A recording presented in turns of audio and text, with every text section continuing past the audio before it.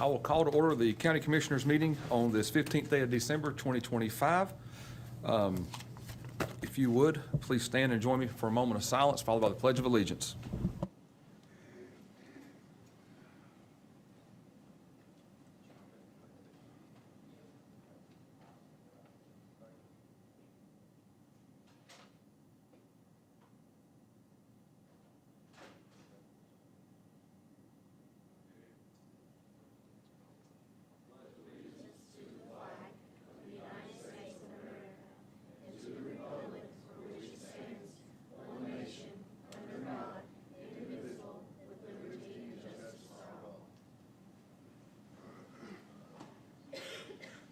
Thank you, Chairman. I just want to state we are having some difficulty with our streaming service at the moment. I think they've given me thumbs up that we are streaming. However, if it does go out for those that could be watching the stream, just know that we will upload this to our website if for some chance we get a disruption in the stream. Thank you.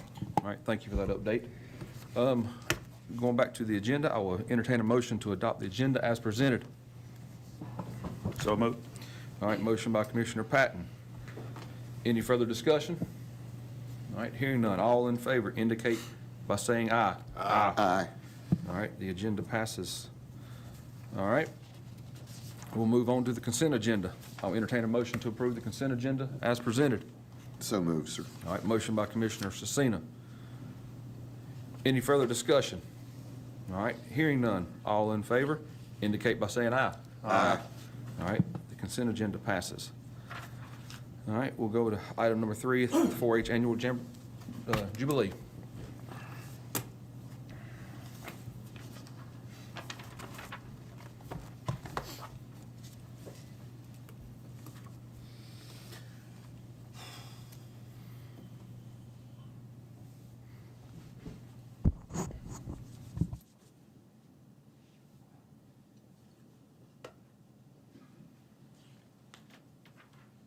All right, good morning. My name is Tanya Benefiff. I am the 4-H agent here in Lincoln County, and I would like to also introduce my staff.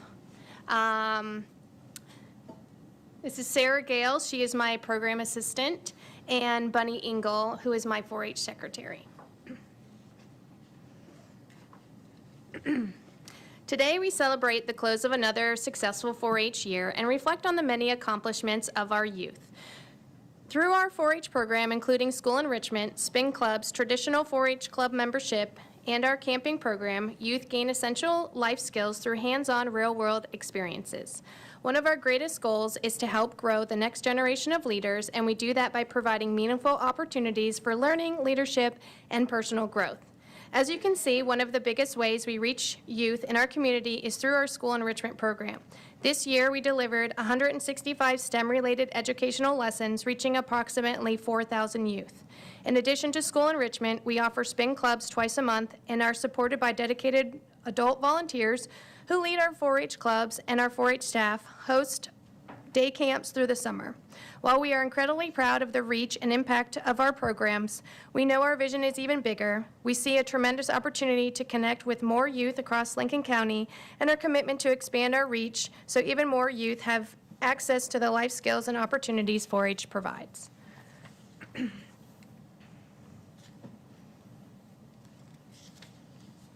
One of the highlights of this year was Lincoln County 4-H being awarded a $110,000 grant from the Timken Foundation to help continue construction of the West Lincoln High School Barn project. This partnership with the school district will expand educational opportunities and provide meaningful hands-on learning experiences for youth throughout our community.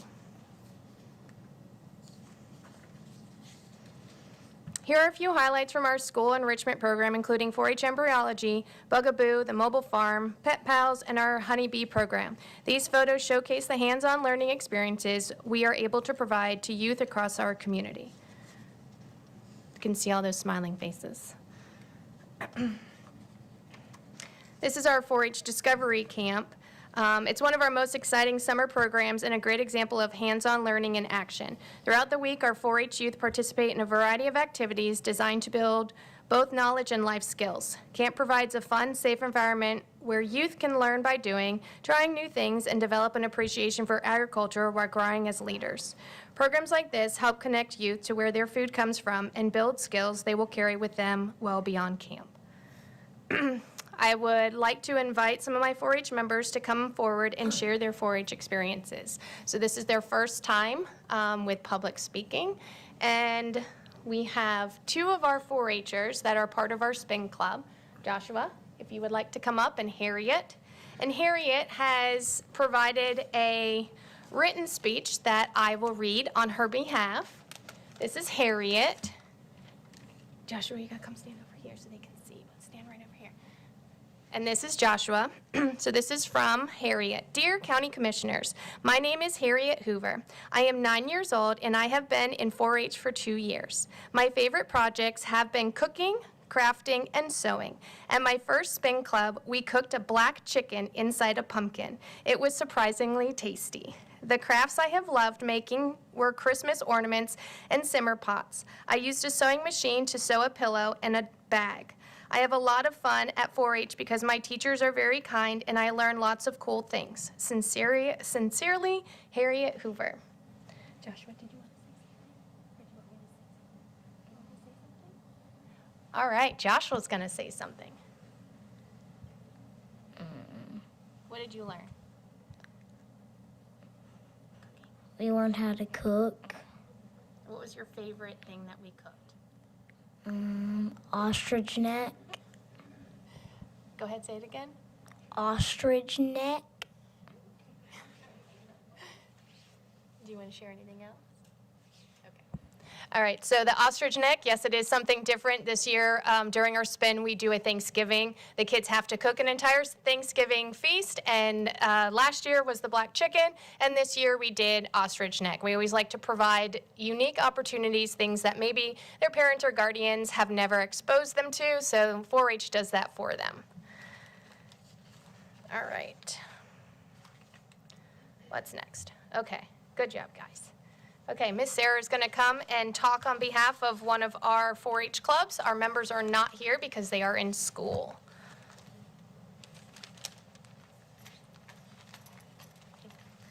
Good morning. Thank you. On behalf of the 4-H Garden Club, we want to thank to the County Commissioners for your continued support of the 4-H Garden Club at East Lincoln High School. Because of your investment, our students have been able to participate in meaningful activities that promote leadership, service, and inclusion within our school and beyond. This year, our members worked alongside our adaptive class students to decorate pumpkins, helping to create a more inclusive and welcoming school environment. We also planted flowers in the school garden or the courtyard, transforming it into a more inviting space for all the students to enjoy. Through 4-H opportunities, one of our students traveled to Japan last summer as part of an international exchange program, and another student is currently in the application process.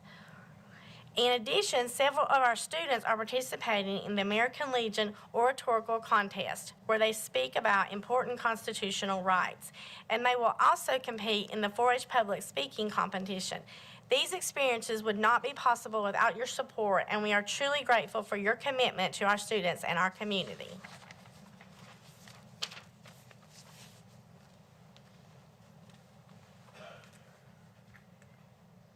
All right, and then we have one of our 4-Hers, Samantha.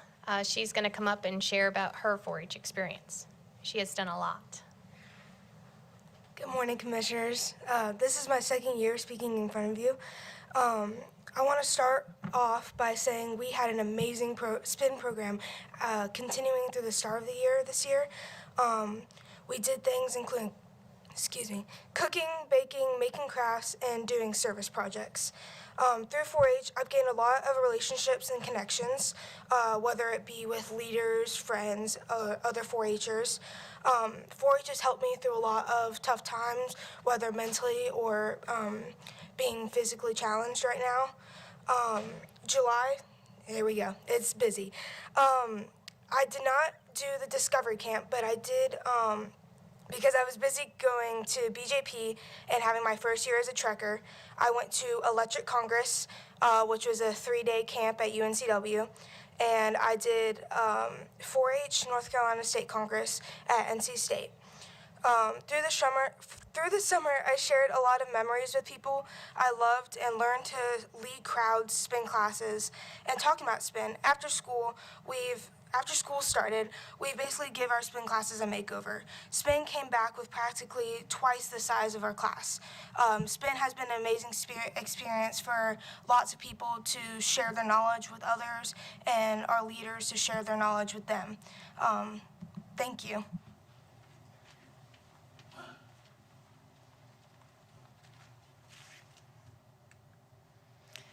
All right. One of our clubs, this is a new club. It is a fishing club. Our 4-H club leader, Edward Stroop, he is here today. He has dedicated his time to provide aquatic educational opportunities for our 4-Hers. And our president, Griffith, is here today too. He's going to stand up. So he is the president of the fishing club. So this is a great opportunity. It is something that our community wanted, and Edward had stood up and provided that leadership with the adult volunteering. All right.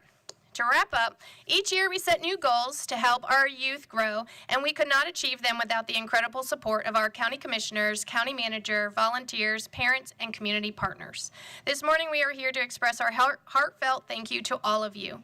Your support ensures that the leaders of tomorrow receive a strong foundation today through the hands-on educational programs offered by 4-H. We are deeply grateful for your belief in the value of our 4-H Youth Development Program. As a token of our appreciation, our 4-H members have prepared special gifts for each of you. We hope you enjoy these boxes of joy from our 4-H family. So these gifts are handed out by our 4-Hers, and these are items that our 4-H club members made, our spin members. They put a lot of thought and craft skills in them. So thank you again. Really appreciate the continued support of our 4-H program, because we really do love what we do and we see the value in it in our kids. So thank you. Thank y'all, and I want to tell the kids good job on speaking, and that was a great story she wrote. So, and I want to know, what's the biggest fish you caught? Do you know what the biggest fish? What, Griffith? What's the biggest fish you caught? We ain't got fish a lot yet. They tried. We ain't got nothing yet. Okay. They're working on those skills. Are you? Yeah. You're fishing, you're not catching. Okay. So, are you going to go out to the Beatties Ford Park at the new fishing pier? They're putting in. Great, because they're putting in new fish habitat out there, and hopefully soon they'll be full of fish out there. Yep. Thank y'all. May I say something? I just want to offer a recognition for Tanya. You know, the board, the previous board and this board has wanted to see, thank you so much, wanted to see the 4-H program Thank you grow, very much. and she has done that. Thank you very much. We thought we were going to get Harriet to sing Frosty the Snowman, but as you notice, she's moving fast away from the podium. I also want to recognize that this is a very tactile program that gets people back into learning things when the day of technology and age of technology, getting kids out to do these things into earth, animals, nature, and learning development. It's a critical component that I think gets sometimes overlooked with the easiness of technology and what it brings to the table. And like Commissioner Patton said, it's good to know you have a fishing club, not a catching club. Yes. So thank you. Thank Really you very appreciate much it. for what you do. Thank you. My wife was over at West Lincoln and was a big supporter of the 4-H as an assistant principal out there, and so our family is big supporters of you. Thank you. That's great. Thank you again. Really Thank you. appreciate it.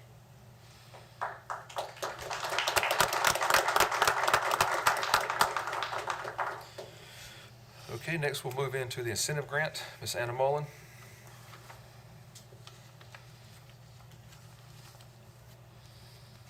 Good morning, Lincoln County Board of Commissioners. It's my honor to appear before you today to present 2 requests for Lincoln County Industrial Incentive Grants on behalf of our existing industry partners. Before I share the specifics of each request, I again want to sincerely thank you for your continued commitment to supporting local industries. Your proactive and engaged approach to business retention and expansion is a cornerstone of the success we continue to see with existing industry across Lincoln County. Because of your supporting leadership, they choose to stay and choose to invest in our community. Your recognition of both new industry and longstanding partners reinforces a very important message. Lincoln County grows with those who choose to grow with us. So again, thank you for valuing the process and for understanding the long-term impact these decisions have on the strength of our local economy. So I previously submitted 2 companies identified as AAA and BBB. They plan to reinvest, retool, and expand their operations over the next 2 years. This morning, I'm pleased to present the details associated with each of these projects, and we'll begin with AAA. The name of this company is Hydac Cooling Systems. Hydac is located in Denver in the Airlie Business Park, completed their 54,000 square foot facility in 2013, and since then has doubled that footprint in Lincoln County. At this time, they are rearranging and planning for expansion as part of their product offering includes cooling systems for data centers, which I don't think any of us expect to slow down anytime soon. So within 2 years of this agreement, Hydac shall make an investment in machinery and equipment and property improvements totaling $2.1 million, of which $1.5 will qualify for incentives under the Lincoln County Industrial Incentive Grant Policy. Upon approval of this request, the county will provide $5,517.97 per year in grants after taxes are paid each year for a 5-year period, as this is a Level 2 incentive grant for the project. Okay, anyone have any questions for Ms. Mullen? Okay, I'll open the public hearing for incentive grant AAA Hydac. Having no one signed up to speak, I will close the public hearing for this incentive grant, and I will entertain a motion to approve the grant. So moved. All right, motion by Commissioner Cecina. Any further discussion? All right, hearing none, all in favor indicate by saying aye. Aye. Opposed? All right. That one passes, and we'll move on to the next one. So the name of the second company, previously identified as BBB, is Active Concepts. Active Concepts is located in Lincolnton off of Lithia Inn Road and was the 2023 Industry of the Year. Active Concepts continues to invest and grow as a supplier to the health and beauty industry with makeups, skincare, pet care, and more. Their innovation and forward thinking is valuable in Lincoln County, and they do such things as split shifts and provide on-site childcare.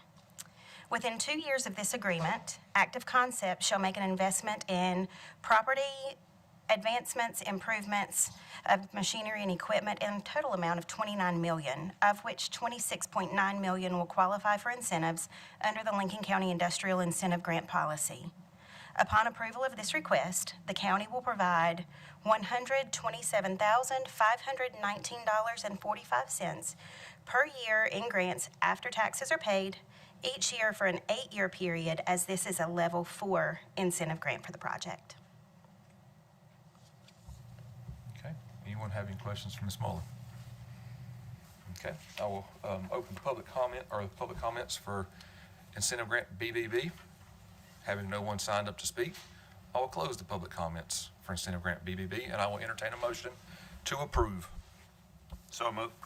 All right, motion by Commissioner Patton. Any further discussion? All right, hearing none, all in favor indicate by saying aye. Aye. Opposed? The ayes have it, it passes. Thank you. Thank you for the opportunity to present these projects. I appreciate your partnership, your foresight, and your continued commitment to Lincoln County's growth. May you all have a wonderful holiday season, and I look forward to many more of these in 2026. Yes, ma'am, thank you. All right, we'll move to number 6. Planning Board recommendations from December the 1st and final recommendations for PD 2014-2-A7. Jeremiah, you have the floor. Good morning, Commissioners. So from the public hearings on December 1st, we have one case for which the Planning Board has provided their recommendations. So zoning map amendment number 770. Leah Fleming was the applicant in this case. You might recall this was a request to rezone 1.01 acres located at 532 North Pilot Knob Road from transitional residential to neighborhood business. The planning board recommended approval of this request. You have their adopted statement in your packet, and I'll be happy to answer any questions that you have for me. Anyone have any questions for Jeremiah? Jeremiah, remind me again, please, what's going to go there? I believe the applicant has indicated some type of professional office. Yeah, okay. Any further questions? Okay, I'll entertain a motion to adopt the statement of consistency and reasonableness as presented by the planning board. So moved. All right, motion by Commissioner Carpenter. Any further discussion? Hearing none. All in favor indicate by saying aye. Aye. Opposed? All right, the ayes have it. And I'll entertain a motion to approve ZMA 770, Leah Fleming. So moved. All right, motion by Commissioner Mullen. Any further discussion? All right, hearing none. All in favor indicate by saying aye. Aye. Opposed? The ayes have it. All right, we'll move on to the next one, Jeremiah. Yes. Secondly, I have a proposal to amend a plan development, the mixed-use plan development for Rivercross. So the public hearing was held back on November 3rd. The planning board postponed a final vote on their recommendation until this month, so December 1st. They did adopt a proposed statement favorable to this to this request. You might recall this was a request to amend the terms and conditions for the plan development for Rivercross to remove the requirement of constructing a northbound left turn lane on Triangle Circle at the Optimus Club Road intersection. That turn lane was required to be completed with the portion of the development that includes 100,000 square feet of commercial space as well as 40 townhomes. All the other portions of the mixed-use plan development have been completed, and they've completed their associated off-site road improvements. This portion of the development has not been developed yet, and plan review is contingent upon either the applicant providing this turn lane or relief from this requirement by the board. The applicant indicated that they've made efforts to acquire the right-of-way necessary to install this turn lane and have been unable to do so. So you do have the planning board's adopted statement in your packet, and again, that was to recommend approval of this request.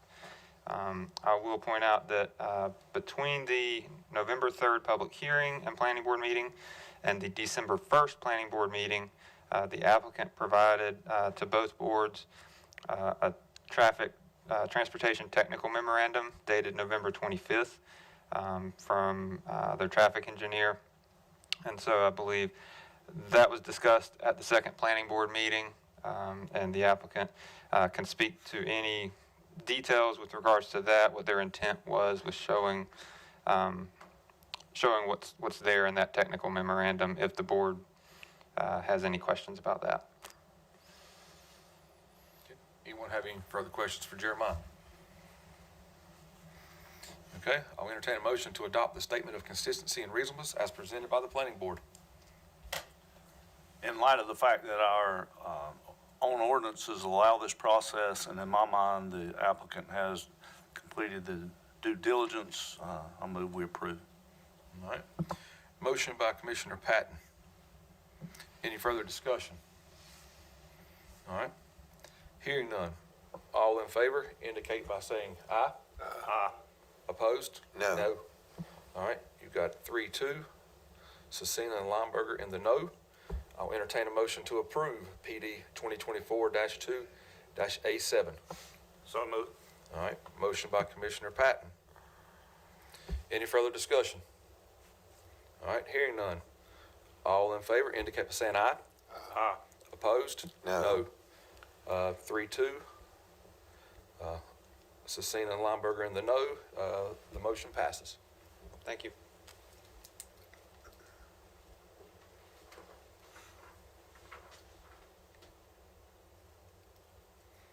we'll move on to approval of NC Family Caregiver Support Grant. Ms.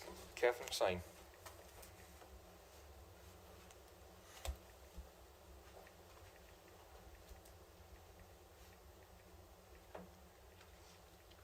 Good morning. Good morning.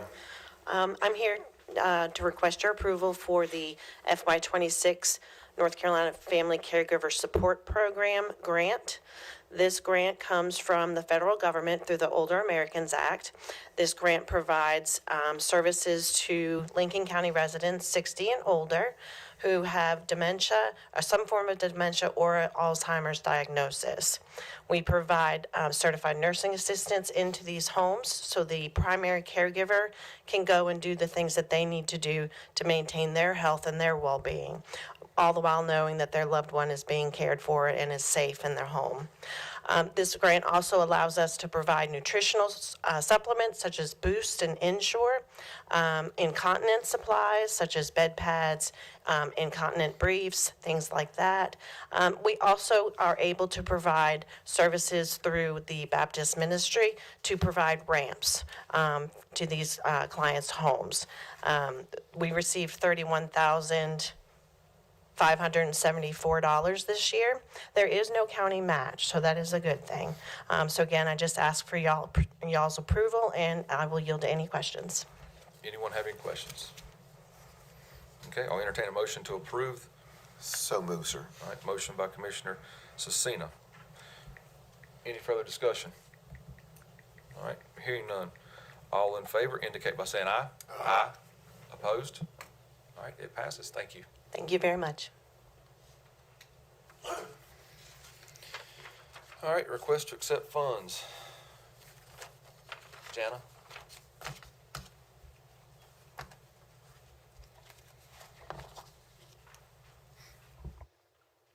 Good morning. So from September 1st through 15th, Animal Services hosted a fee-reduced adoption event as part of a national Empty the Shelters campaign.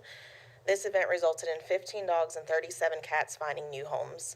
I'm here this morning to request for you to accept a grant reward of $670 from Bissell Pet Foundation. You should have received the grant agreement in your packet, which has already been approved by legal. Please let me know if you have any questions. Anyone have any questions? Okay, I'll entertain a motion to approve and accept the grant. So moved. All right, motion by Commissioner Carpenter. Any further discussion? All right, hearing none. All in favor indicate by saying aye. Aye. Opposed? All right, it passes. Thank you. Thank you. All right, number 9, ordinance to amend Chapter 92, exotic animal with Lincoln County Code of Ordinance. Ms. Gilbert. Thank you, Mr. Chair. So this is the second introduction of the ordinance to amend Chapter 92 for the exotic animals portion of the ordinance. After the last meeting, we did make a few minor changes where we removed a couple venomous reptiles that were listed, and we also removed the transportation part that Commissioner Patton brought up. Other than that, everything else stayed the same. There were some additional adage to the pre-existing animal portion to allow for the Animal Services Director to deny the permit. We just added that language in there, and then we also added in language that required Animal Services to create the application form to provide. But other than that, everything else is pretty much the same. I can completely describe it again, or I'm getting head nods no. So right now, it will be up for a vote. If it does not receive a unanimous vote, then it will not pass, and it will have to come back at the next meeting. Okay. Just quick question here. The only question I had it's the fines and fees are in the fee schedule. It's not in the ordinance itself. Am I correct? Correct. And how much of a fee is there per animal or reptile or snake or whatever? Let me pull it up to make Thank sure you. I do not. And registration fee, if you can just give me the quick on that, I'd appreciate it.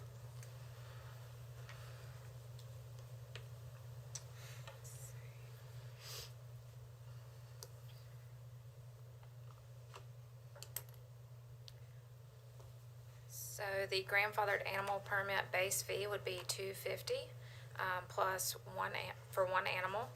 Grandfathered animal permit per each additional animal is $100. An exempt owner permit under 92.4.C2. So this is the permits where the owner is exempt from having to get the grandfathered animal permit. These are the people who are the rescuers and people like that. That is $250. So those are the fees. Thank you, ma'am. Okay, we have any further questions? And again, for this to pass, it has to, requires unanimous vote to pass this time. If not, it'll be heard in the first meeting in January of 2026. And that is when the amendment to the fee schedule will come, Okay. is the plan. Thank you. Thank you.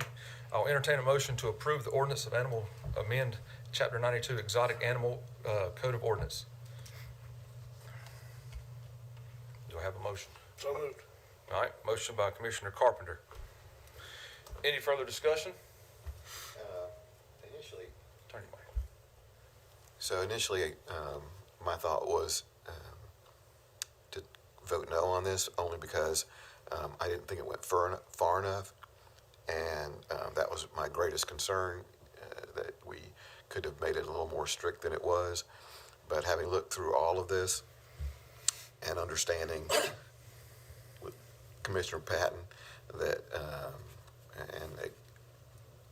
that I think that this is the best we're going to do for now, that's why I'll be voting yes. Not because I think this is the greatest thing since sliced bread. It's that I think this is what we've got to start with. Okay, any further discussion? All right. So, all in favor indicate by saying aye. Aye. Opposed? Aye. All right, we have 4-1 with Patton in the no, so that will bring that back to a vote in January 2026 at our first meeting. All right. So now we'll move to public comments. It's where the residents of the county are allowed to speak to the board. You get 3 minutes as an individual, 5 as a group, and the group needs to be identified. So first on the list, we have Gunny Hull.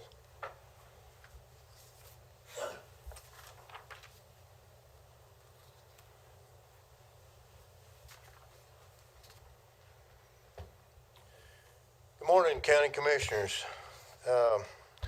Just want to, as always, the two most important documents that's ever been written, not in the United States or whatever, but in the world. And that does take in also a Declaration of Independence and Constitution. It has never been surpassed. It's never been another country ever been able to come up with anything like that, not even the country of Israel. We have just went through, some did anyway, but we talked about or realized the part from years back that we had a foreign country that came into the United States and said we'd never forget that, being Pearl Harbor. They come inside the United States, you see, but there's not much difference when we talk about a country and then we talk about private ownership. Amendment 4 of the United States Constitution says the right of the people to be secure in their persons, houses, papers, and effects against unreasonable searches and seizures shall not be violated, and no warrant shall issue but upon probable cause supported by oath, affirmation, and particularly describing the place to be searched and the persons to be things to be seized.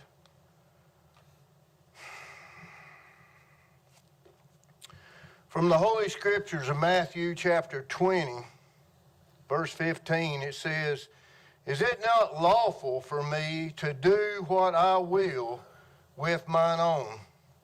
Is thine eye evil because I am good?" Again, the rights of people, or right of any people, is where, or stops where someone else's begins. It's not it's not when we go by the Constitution and say, well, this is where I have a right because we pass a new law. The Democrats, which are not said to be represented up here, did make a good thing that I pointed out before, that is a right, it is a duty of the military, of our cops and everybody else, to stand down for an unlawful order, even though the Democrats had one hatred, and that was for President Donald Trump, and anything he said was unconstitutional. But if they violate this book, which is material a lot of people don't understand or listen, then it is unconstitutional. And when you invade somebody's personal property, even though you pass a law, that is unconstitutional. Thank you. Thank you. Thank you, Gotti. Next on the list to speak, Elizabeth Cassie. It's a lady from Union County.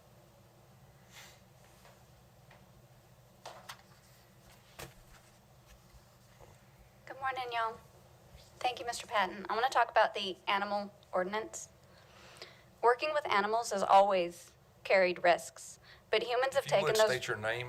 My and name is address. Elizabeth Castley. I'm a North Carolina resident. Okay, go ahead.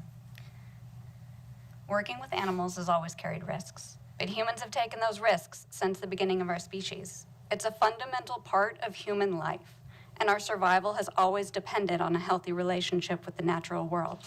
Trying to outlaw that basic interaction just doesn't make sense. This proposal gives a vague description of exotic animals to be banned, including the phrase, an animal that would ordinarily be confined to a zoo. There's no point in you even listing the other categories because this zoo definition covers everything.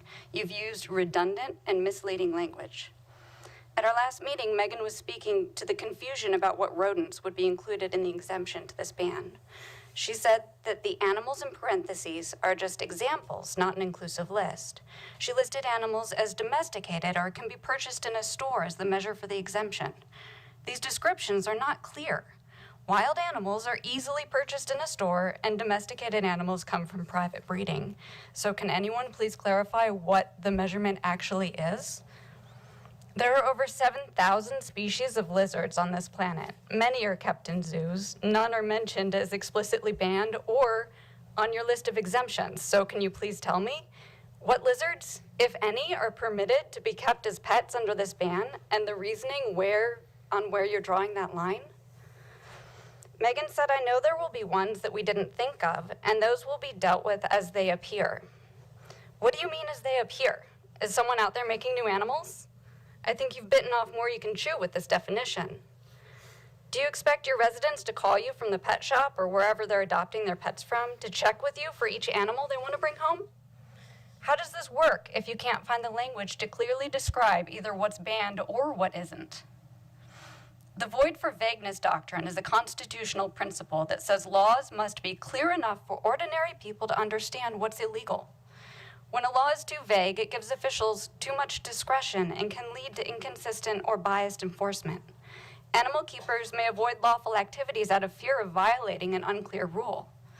Personally, I'm mortified by how many people have reached out to me to tell me they just hide their animals when bans like this get passed. That means no vet care for the animals and no medical care for the humans if there is an incident. When animals are changing hands under the table, we lose the ability to regulate and track poaching and trafficking. Taking animals out of pet shops puts money into the hands of criminals and puts animals and people in harm's way. This ambiguity invites lawsuits. You've said this proposal is based on other jurisdictions' similar actions. Eventually, someone's going to get the money together to fight this. Is that how you want to spend your tax dollars money? Next we have on the list Thank you. is Phil Goss.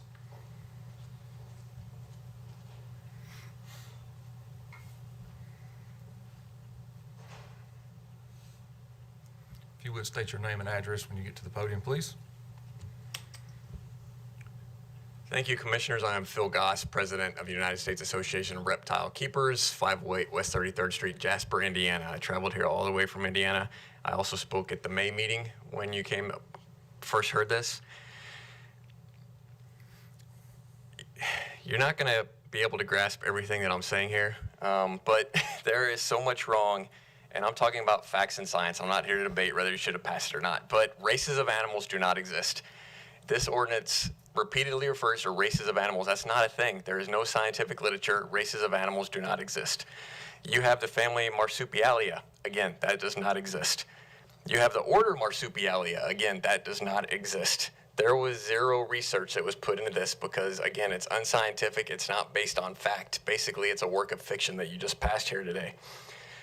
Goldfish are specifically exempted, but they're also exempted under the superorder of fish that's listed, which is also exempted under the listed class of fish that's exempted. This ordinance could be about a third this long and still accomplish the same thing. It's an absolute mess. It's going to be a mess for law enforcement. You have 7 to 8 different lists that law enforcement has to reference to know if it's a prohibited animal or not. And a lot of those are listed in both the prohibited list and the exempted list. Mustelidae, which is weasels and ferrets, you have listed as prohibited, but then your law enforcement officer has to reference your exempted list to see ferrets are exempted. But again, they're listed as banned in your prohibited list. Sugar gliders are not domesticated, but the county claims that they are, kind of like last time they claimed that iguanas were venomous. You're labeling animals like wallabies as inherently dangerous, which are about the size of a house cat. You're banning hedgehogs, which is a very common pet. You don't grandfather businesses. I know one person here in the county who's invested almost $400,000 in his business, which this business is to breed and sell animals, not just on the ones that he currently has. And there is no grandfather for him. You're grandfathering him to keep his animals, which is like grandfathering in a Christmas tree farm and saying you can keep all your Christmas trees, but you can't sell any. So again, you need to, at minimum, add an exemption for businesses so they continue doing their businesses, and there's going to be other laws that affect them. As stated in your ordinance, Article 55, Chapter 14 under state law is a heavy regulation on certain types of reptiles. Again, they have to abide by that or they're violating state law, and now you could enforce that locally. And you're here as the most public representatives for the county. And again, you just passed a work of fiction. You passed a lot of terms that do not exist. You made things up. And again, this is fact and science. I'm not here to debate. You literally passed a work of fiction. And that's all I have to say. All right, thank you. Next, Brittany Fell.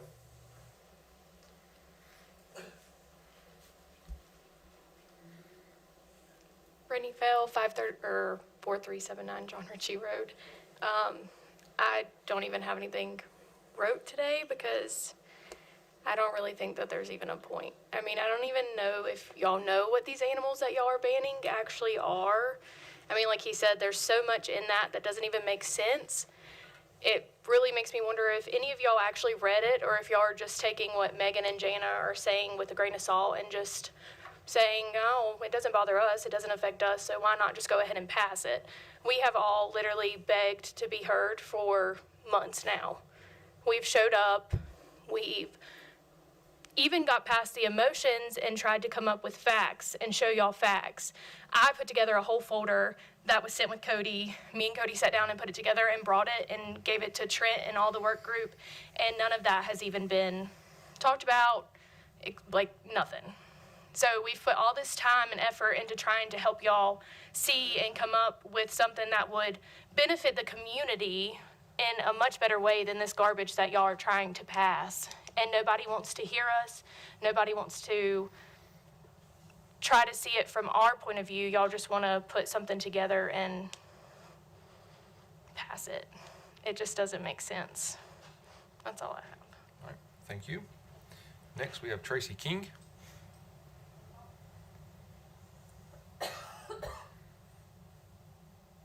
Okay. Then we have Jesse Putnam.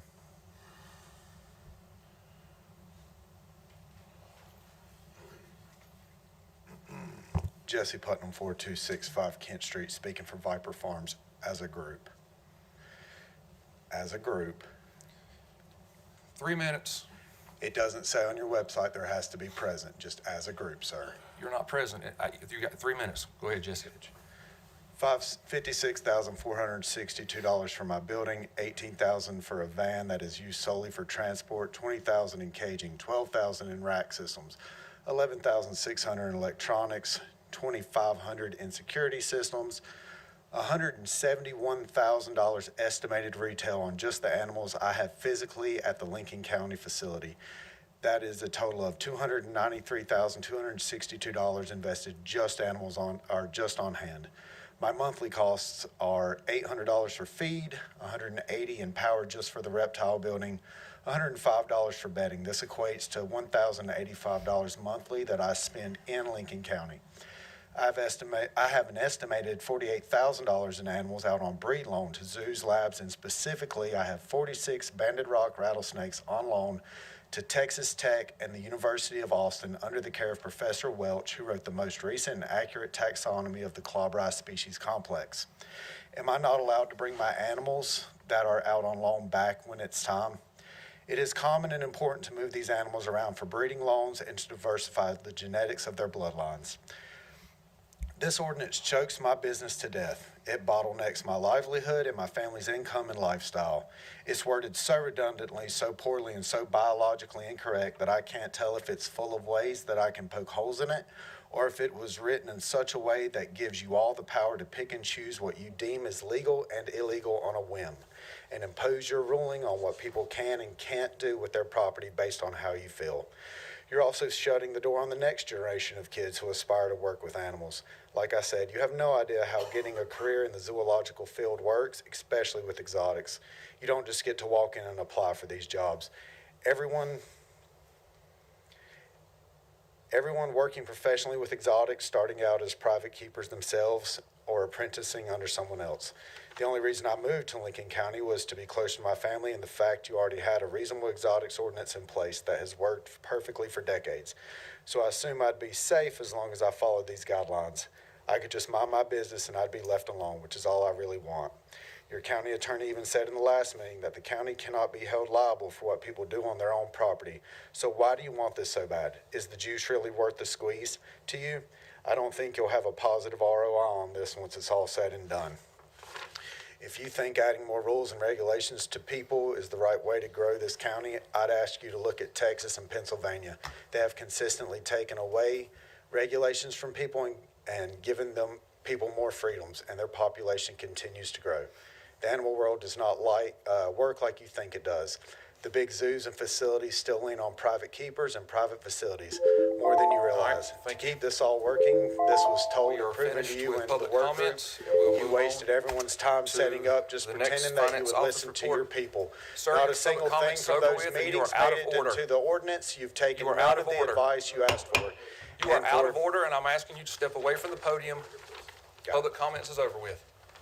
Just making up rules as you go along. It's on your website.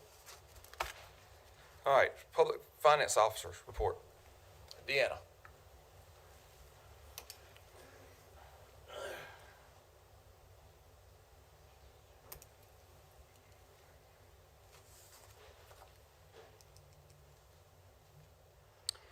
Good afternoon. Good afternoon. I almost said good evening.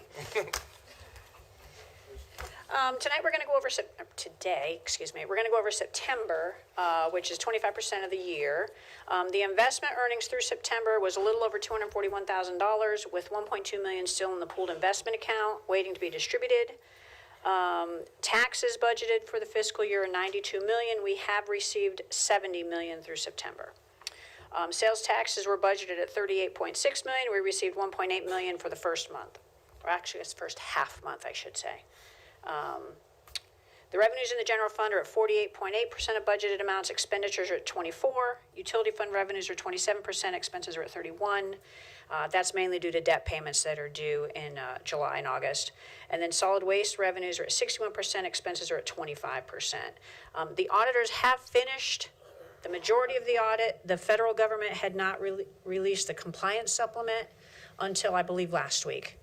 So now it just depends on where we are in their list of finalizing with the compliance supplement all the grant funding. And then it will be submitted to the LGC hopefully by the end of the month, and then we plan on presenting to you guys probably maybe the second meeting in January.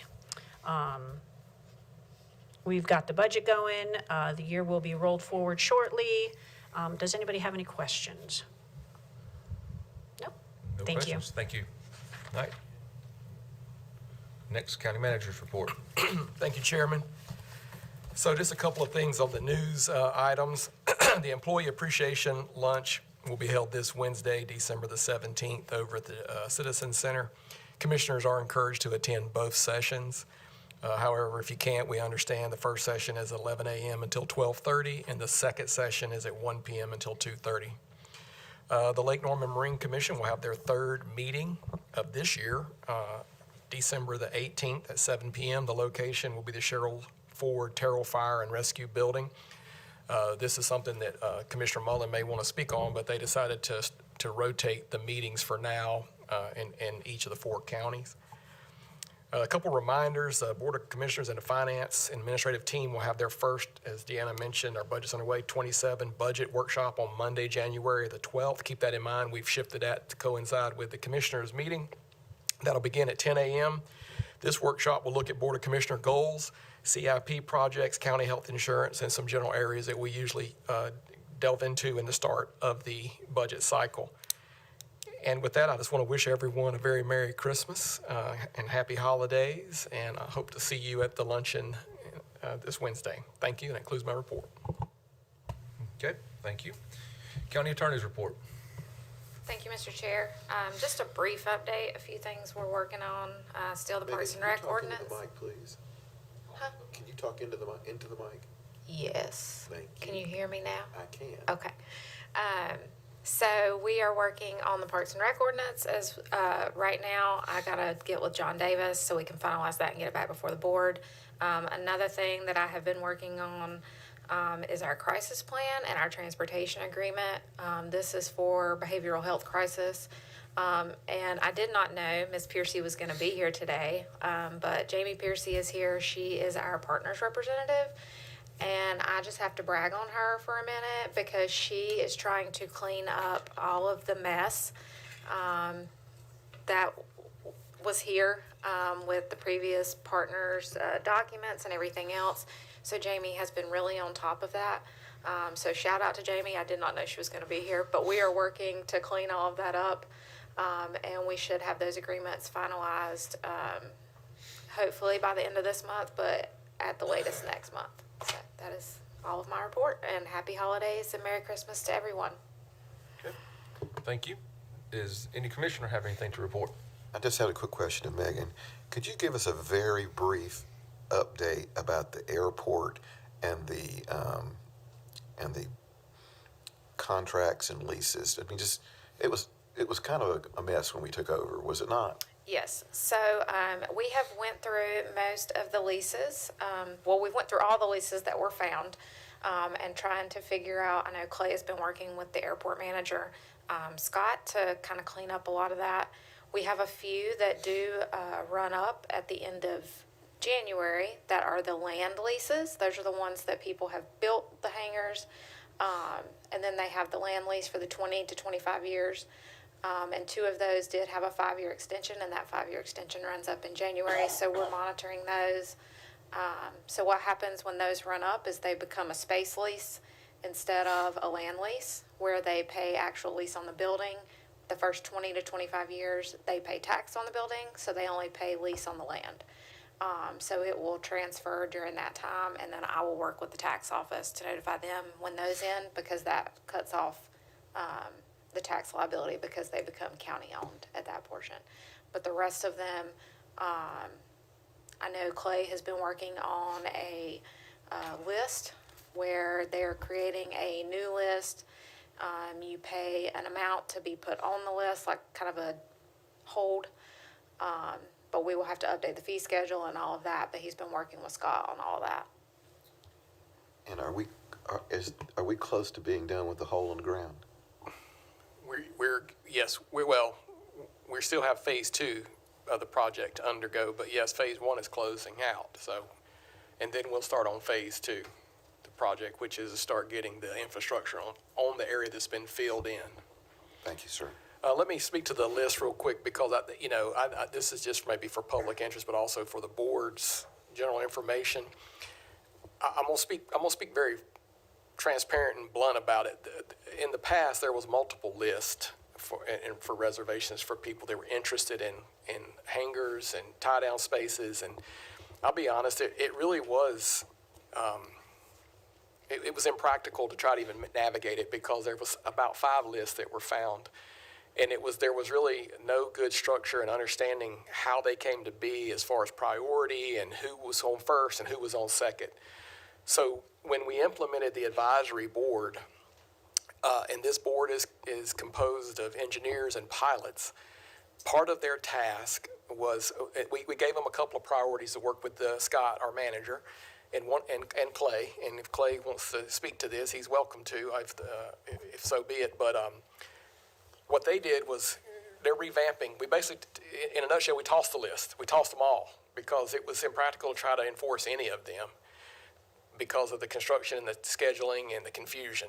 And what they're looking at on the list, too, as Megan said, they have looked at different priorities, but they're looking at what is going to be a benefit and people that have readiness and a benefit to the airport's function. So they're trying to look at it in 2 folds on the list now. So instead of just creating a list of people that's interested, the advisory board helps advise the manager, and then in return advises us on how ready are they to initiate a rental lease with the county, because this is an enterprise fund now, and the airport advisory board understands that very well. And Dan, their chair, has been doing a great job in looking at some of the elements along with the rest of those advisory board members.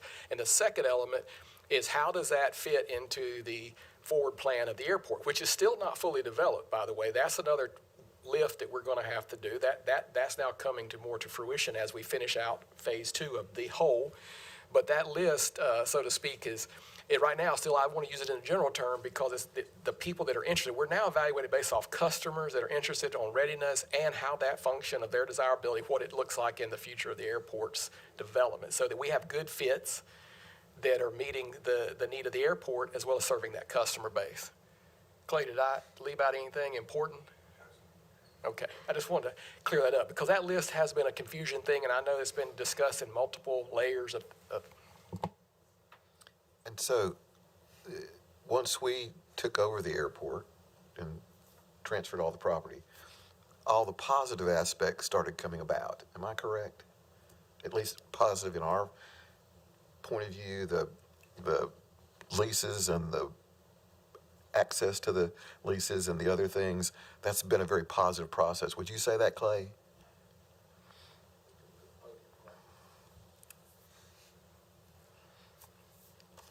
Yes, sir. I would say that it has been more positive. The addition of Scott has really helped out as well. He works very diligently to try to get everything done, and he has been instrumental in helping us find some of the paperwork that has been in file cabinets in multiple places over the years. Yes, I mean, it has been a net positive since the county has taken over. Thank you very much, Clay. And I was going to add, Commissioner Cena, it's different when you start something from scratch. You know, you have the foundation of what you're building. You know, you have the rhyme and reason to why you're strategically doing the different processes, why you're choosing to go in one direction or the other. I won't get into all the details because it's not important for today. But when you do an inheritance process, which is what we did, we basically took over essentially a business that was ran by the authority. You know, there's always a year, 2 year, hopefully not a 3 year, but it could be a cleanup phase where you're, as Clay said, you're finding documents. Some are incomplete, some were not signed correctly, and we're acknowledging that, but it wasn't the county. We did not make these decisions. This was operated under the previous control, and then now what we're trying to do is we're doing some cleanup on that, and we're learning as we do it as well. But we're trying to make sure we're making the right steps, and so sometimes it's not moving as fast as even we like it, but we want to try to make sure that we're doing what's right for the airport because we have an amazing an amazing asset there, and we have a lot of interest in this airport, and I think we've got some really good expansion capability for across the road in possibly the industrial area, and these are long-term plans. Maybe none of us will see those to fruition. Some of us won't, at least, probably. But you know, because they could be years down the road, but we really have a lot of opportunity there, and that's why these steps that we're making in this next year are very critical to not jump too fast because we want to get that advisory board engaged on these projects, get the manager fully understanding what we're doing. The Board of Commissioners ultimately play the role in helping to set some strategic of how we want to see that airport develop, and from there, we'll be ready to go. Thank you. And I can just say from being out there during the car show that our new manager is very high energy. Very, very high energy. Thank you. Okay, any other commissioner? Well, folks, Manager Madden mentioned earlier, we are having our third meeting for the Lake Norman Marine Commission this Thursday at 7 o'clock. That will be at the Shells Ford Fire Department on Slanting Bridge Road in Catawba County. And hope to continue to move that forward so we'll be ready for boating season next year. Okay, any other reports? Okay, we'll move into vacancies and appointments. Commissioner Mullen will present.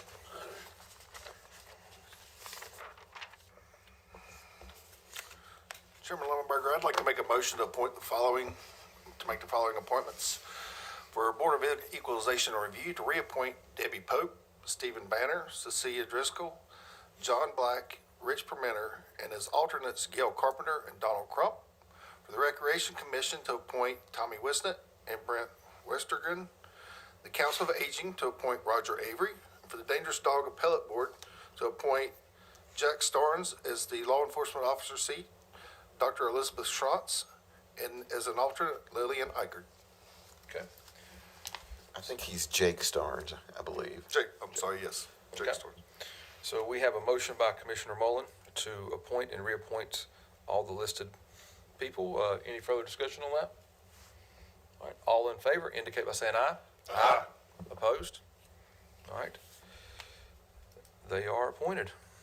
And now other business. Is there any other business coming before the board at this time? All right, then we'll move on to closed session. If someone would read the closed session in the form of a motion, I'd greatly appreciate it. I make a motion to enter closed session pursuant to North Carolina General Statute 143-318.11A3 to consult with an attorney employed or retained by the public body in order to preserve attorney and client privilege between the attorney and the public body, which privilege is hereby acknowledged. I make this motion. All right, we have a motion by Commissioner Cecina. Any further discussion? All in favor indicate by saying aye. Aye. We are in closed session.